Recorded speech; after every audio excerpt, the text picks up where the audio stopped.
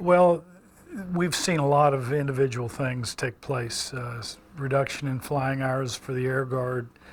A lot of the stuff really is more in what I would consider planning rather than in execution. Is pretty dramatic. The element that will be most effective as far as individual soldiers and airmen is going to be furloughs for technicians if that comes about. Well, I'm a firm believer that when the exemptions were established, not to penalize the people that have gone to war for the past 10 years on behalf of our nation, they intended that to be all military members. Well, the problem is of course our technicians are considered civilians. They're military technicians, and as such they are civilians and not included as military members. If you talk to the politicians, and frankly I have, none of them knew that. They all presumed that they wear a uniform every day.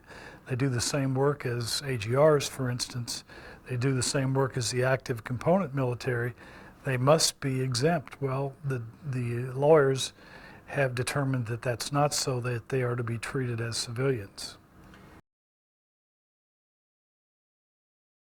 The first thing is I really care about our people and their families. And of course that would mean a reduction in 20% of their incomes, theoretically from the middle of April through the end of the fiscal year.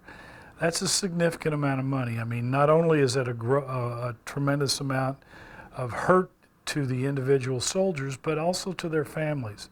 And not all of our soldiers, many of them depend upon those checks literally to live week to week.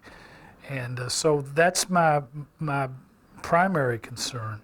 Beyond that, those individual soldiers are the ones that take care of our equipment.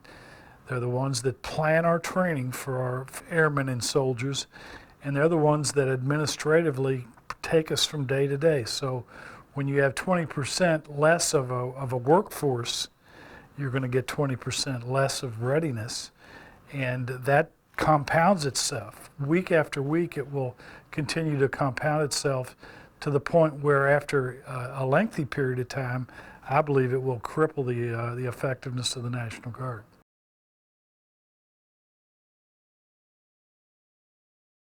The thing to remember is that sequestration was supposed to be such a unthinkable thing that most people were actually advised not to plan for it because it just couldn't possibly happen, but it has.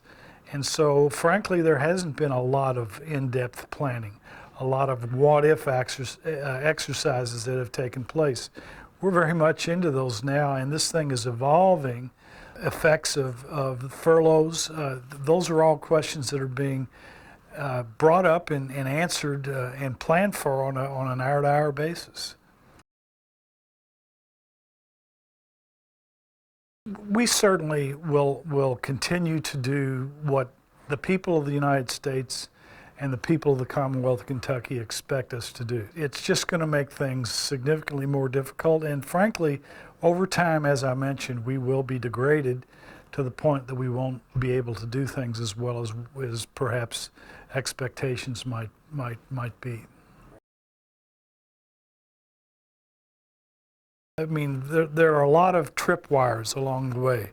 The first tripwire is the end of the continuing resolution, and there is a bill that Congressman Rogers was key in putting forth that will extend the CR through the end of the year and will allow an actual budget for the Department of Defense.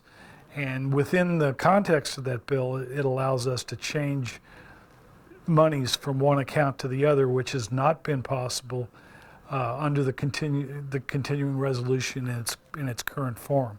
That will allow us to at least get through the end of the year.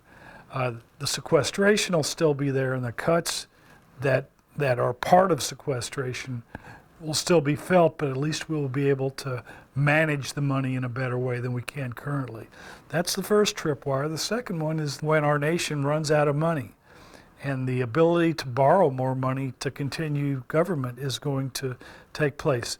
If we run out of money, then government shuts down. That includes the military. So we need to worry about that. Again, once again, it's an issue of our federal politicians giving us the money, giving us the budget that we need in order to do what we need to do. All these are key elements, and I must say that the Kentucky delegation is at the very core of what I hope will be the solution to this very devastating problem.